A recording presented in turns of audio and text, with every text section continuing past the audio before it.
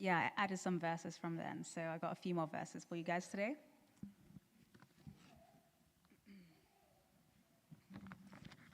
So I'm going to share some of the verses that God has been speaking to me throughout my Christian walk and more so this pandemic.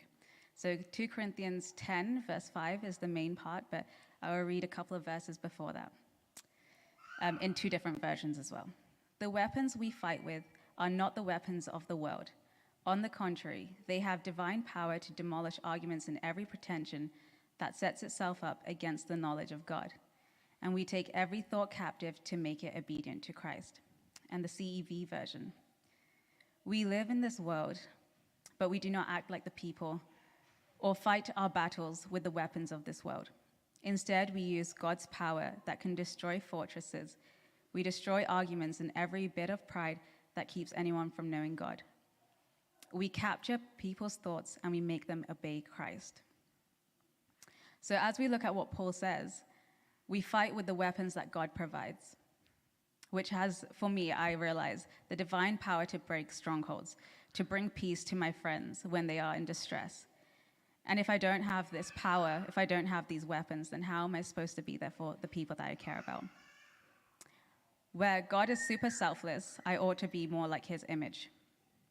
We understand that the world does not fight in this way. As the world fights, they fight simply for themselves. But God fights to bring freedom, to give us freedom, and we ought to bring freedom for others.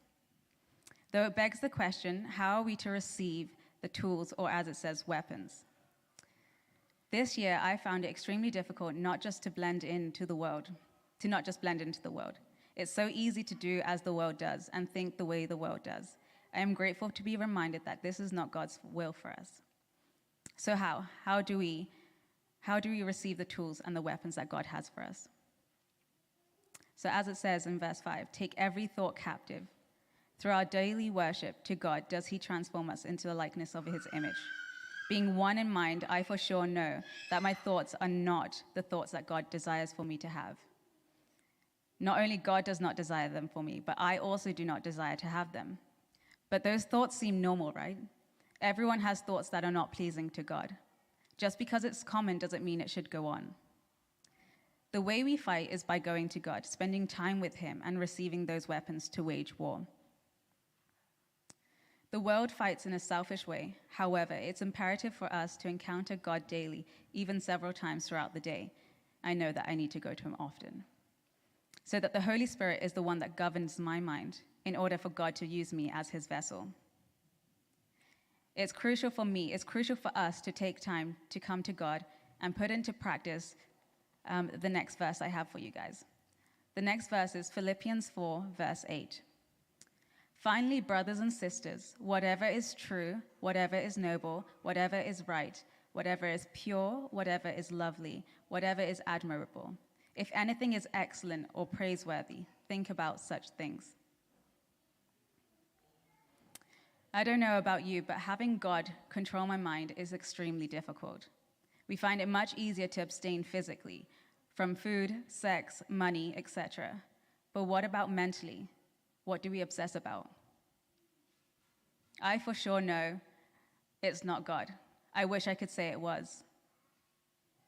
If we want to have Jesus be Lord over our minds, we know that he is ready and waiting to give us those weapons, but then we also have to learn how to use them and to keep using them before we become rusty, to keep fighting so that we know how to use those weapons.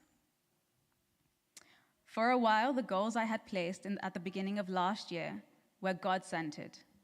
In fact, I prayed so much about them, and I felt like this is what God wanted me to work on. But as time went on, something changed in my heart and in my mind. It became more about me than what God wanted for me. I lacked spending time with God because I was working on those goals. I put those goals before God. I placed more time and value on the gift rather than the giver. This is where I realized something went wrong. Something became a little twisted along the way. And so I'm reminded of the verse, John 10:10. The thief comes only to kill, steal, and destroy. But Jesus came so that we may have life and have it to the full. It's the enemy who starts twisting it off with a little thought in our minds. It's difficult, with the world that we live in to take out time, not only for ourselves, but for God. I found myself boasting to others about how full my schedule was, getting out my phone and showing them, look, you can't even see a gap. I was delighted in it, not realizing how detrimental being busy was becoming to my spiritual life. So I say once again, let's start off small. Let's start somewhere and ask the Holy Spirit to guide us, to motivate us, to come regularly to him. And I'll leave you with this verse to reflect on. Since you then have been raised with Christ, set your hearts on the things above where Christ is, seated at the right hand of God. Set your minds on the things above and not earthly things. Thanks for listening.